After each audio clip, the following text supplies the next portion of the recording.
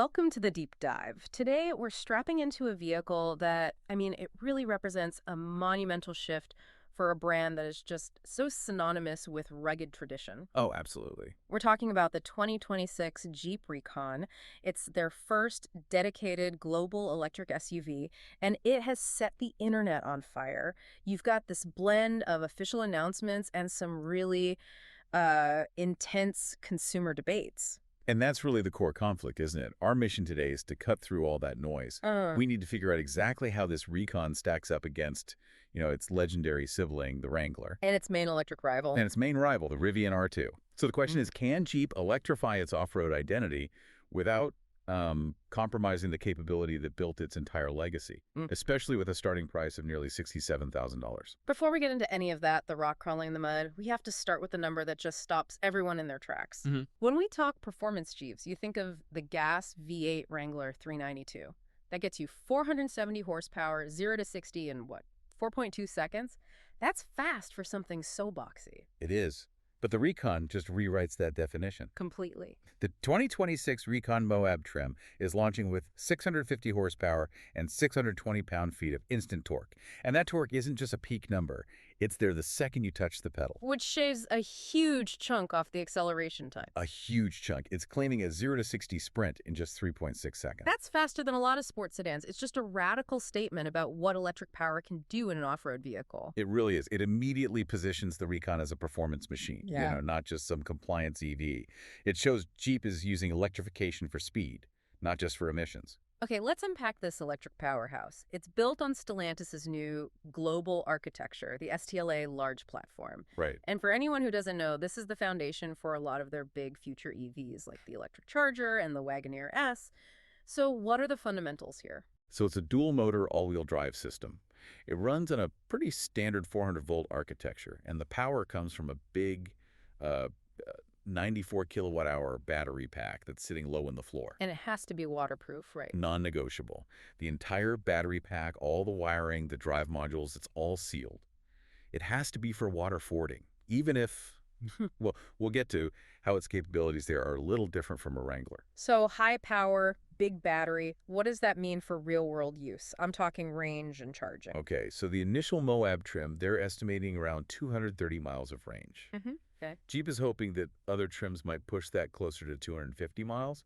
As for charging, they're claiming some pretty competitive speeds, something like 5% to 80% in about 28 minutes on a DC fast charger. That's not bad. No, and they say you can add about 100 miles of range in just 10 minutes, if the conditions are perfect. What about the port itself? There's been a big industry shift lately. There has. It's going to launch with the standard CCS port, but Jeep has already confirmed they're moving to the NACS standard. The Tesla plug. Yeah, Tesla plug, exactly. That's a huge deal. It makes it compatible with the supercharger network right out of the box, which really future-proofs it for road trips. Now let's get back to physics. You can't have that kind of battery capacity without a serious weight penalty. The Wrangler 392 is already a heavy vehicle at over 5,200 pounds. How much heavier is the Recon? It's significant. It's enough to change how it drives. The Recon comes in at a hefty 6,112 pounds. Oh. That's almost 900 pounds more than the most powerful gas Wrangler. Yeah. Now, that battery mass is great for a low center of gravity, which helps with stability. Sure. But that extra weight is going to punish the suspension, wear out tires faster, and it needs some serious brakes, especially when you're going downhill on a trail. That weight kind of brings us to the core philosophical debate, doesn't it? Recon versus Wrangler. The Wrangler is a body-on-frame icon. Built to be abused and repaired. Right. The Recon takes the looks, the boxy shape, the spare tire on the back, the open-air feel, but underneath it's a whole different animal. Fundamentally different. And I think this is the most important part for the enthusiasts. The Wrangler is body-on-frame. The body bolts onto a separate, super rigid ladder frame. Great for twisting on the trail. And for repairs down the line. Exactly. The Recon, though, is unibody. The body and the frame are all one integrated structure. And what does that mean for the driver on a daily basis? For most people, it means a much, much better on-road experience. The unibody design, plus its independent suspension. It's an SLA setup in the front, integral link in the rear. It just delivers a smoother, quieter ride. Way more composed than the Wrangler's solid axle. A world of difference. But that refinement always comes with potential trade-offs when you get into really extreme, repetitive off-road abuse. Let's focus right there. The off-road numbers. because they suggest Jeep did have to make some compromises to get that better on-road feel. They absolutely did. Let's look at three key numbers. First, ground clearance. The Recon Moab tops out at 9.1 inches. Which sounds like a lot, but But compare it to a Wrangler, which starts at 9.7 inches and goes up to almost 13 inches on a Rubicon. That 3 or 4 inch difference is huge on the trail. yeah. It's the difference between clearing an obstacle and, well, not. Okay, what's next? Water fording. The Recon is rated for 24 inches of water. Again, that's way down from the 30-inch minimum on every single Wrangler model.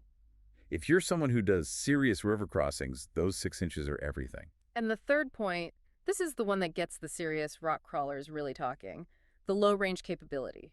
The Recon doesn't have a traditional transfer case. Correct. No mechanical two-speed transfer case. Traditional off-roading relies on that for torque multiplication at super low speeds, letting you just creep over boulders. Yeah. The Recon replaces that with electronics. And it's missing a front locker. No front lock at all. Just an electronically locking rear differential is standard. So as an expert, do you think that instant 620 pound-feet of electric torque can actually replace the mechanical advantage of a real low range and a front locker? It's a completely different way of thinking about it. The instant torque is a massive benefit, no question. And to help, the Moab trim has a really aggressive 15-to-1 rear axle ratio to multiply that power. And the different drive modes? Right, the select terrain system, especially the rock mode, gives you this precise two-pedal driving. The computer handles all the tiny adjustments. But, a lot of off-road purists are skeptical, and they have a right to be. Mechanical low range is predictable, it's redundant, it's brute force. It's a trade-off, brute force versus digital control. That's the perfect way to put it. So let's move beyond the Wrangler. The Recon is launching into a really tough EV market. That $67,000 starting price for the Moab is, that's high-end Wrangler 4xZ territory. It is, and a lot of people are already familiar with that 4xZ system, Yeah. for better or worse. Yeah. But the real competition, the elephant in the room, is the Rivian R2. Right. The R2 is the huge counterweight here. We don't have final pricing, but everyone expects it to start $15,000, maybe even $20,000 cheaper than the Recon. And on top of that, Rivian is aiming for over 300 miles of range. That's a big advantage over the Recon's 230 to 250. That is a huge gap. So to choose the Recon, you're paying a massive premium for the Jeep brand, the look, or some very specific features. Exactly. You're trading range and budget for that trail-rated badge and the Jeep aesthetic. And if that price difference isn't enough to make you pause, we have to talk about reliability. This is a huge point of anxiety for both of these brands. Okay, let's start with Stellantis. What's the feedback from owners of the current 4MyZ models? A lot of owner forums will tell you they are, and I'm quoting here, recall magnets. Ouch. Yeah. Owners report the EV powertrain, the electronics, they cause a lot of problems that lead to really long stays at the dealership. So the history is a little concerning. You have an established company, but with known electronic issues. And then you've got the newcomer, Rivian. They look reliable on the surface, but the data is a bit complicated. It really is. Yeah. Consumer Reports famously ranked Rivian dead last in reliability. But, and this is a critical point for you to remember, for new companies like Rivian and Lucid, that data is often a projection based on early feedback, not decades of history. So it's not the same as data for, say, Toyota. Not at all. Still, you do see user reports about trim quality or AC compressor recalls. There are issues. So if I'm a buyer looking at both, I have two very different kinds of risks. You really do. It's network versus complexity. With Stellantis, you get a giant service network, but you risk their history of electronic instability on a brand new platform. And with Rivian. With Rivian, the vehicle might be solid, but the issue is often service availability. We've heard reports of body shops just refusing to do complex repairs on them. Which can lead to the vehicle getting totaled for relatively minor damage. Exactly, because the repair network just isn't mature yet. So it's a choice between potential electronic headaches or potential service headaches. And the tech inside the cabin, that adds another layer. User experience is everything now. Absolutely. The Recon, I think, wisely sticks with the Uconnect 5 system. It includes wireless Apple CarPlay and Android Auto, which for many people is just non-negotiable. A deal breaker if it's not there. A total deal breaker. And the Rivian R2 is expected to follow their old strategy of skipping CarPlay entirely. They want you in their digital ecosystem. For a huge number of buyers, that's just an immediate no. Okay, let's step inside the Recon because the interior has to bridge that gap between rugged and modern, and it looks like they've put a lot of thought into it. It's a great blend, I think. You get the classic Jeep stuff, the horizontal dash, the passenger grab handle you need for bumpy trails, but the screens are enormous. They really are. You have a 12.3-inch gauge cluster and then this massive 14.5-inch infotainment screen. Jeep says it's the largest singular screen space they've ever put in a vehicle. And I'm so glad they didn't get rid of all the physical buttons. You need that tactile feel off-road. They listen there to some extent. The HVAC controls are in the screen, but they kept physical knobs for volume and tuning. Thank goodness. It's a huge win for usability, especially when you need to keep your eyes on the trail. And what about the other functional bits, the things made for adventure? They really focused on modularity. There's an accessory rail Right. right on top of the dash, perfect for mounting a GoPro, a phone, whatever. Storage is also really clever. How so? There's a two-tiered center console, and the door panels are modular with these removable elastic straps to hold things down. And it has a front trunk. It does. It's a modest one, about 3.0 cubic feet. It's not huge, but it's enough for charging cables or some dirty gear you don't want in the cabin. But my favorite detail, the one that really speaks to that core Jeep open-air experience, is what they did with the audio system. Oh yeah, this is Ah, brilliant.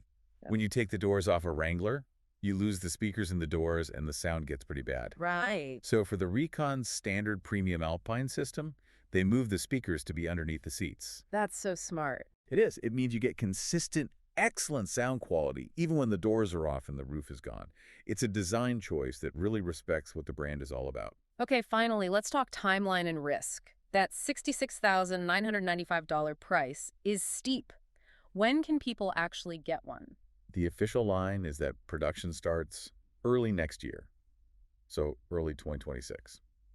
Sales should follow soon after, but we have to be a little skeptical here. Stellantis has a history of delays. They do, and the Recon itself was originally supposed to be out in 2024. If they actually hit a 2026 launch, that puts them right in the crosshairs of the cheaper long-range Rivian R2. That timing with that price is a big risk. For sure. But when you zoom out, you have to admit the Recon is a landmark vehicle. It's the first fully electric SUV to get that trail-rated certification.